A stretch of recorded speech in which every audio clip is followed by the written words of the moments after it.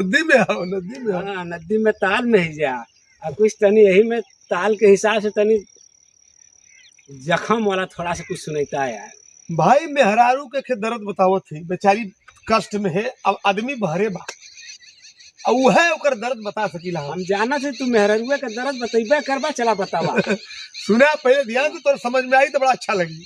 चला ठीक है, बतेबा बढ़िया। वो कहती है बेचारी कि अखिया से बहनीर हो, अखिया से बहनीर, अरे पीर ना सहाला, कजरावा ए राजा बही बही जाला। जिया शेर।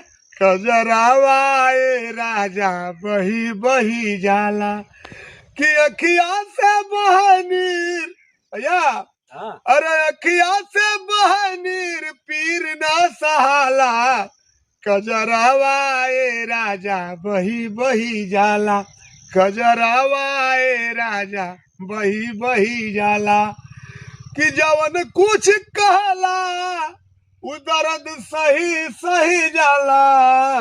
जब तू बोला जहर तब वो मत सह जाइला, सहा जाला, दूसरे के बात ना सही। मगर जब सीमा पर जाला तो भौजी के दिलवा का बतिया गावत हुआ। कि जवन कुछ कहला दर्द सही सही जाला, कजरावा ए राजा बही बही जाला। जिया शेर। कजरावा ए राजा बही बही जाला।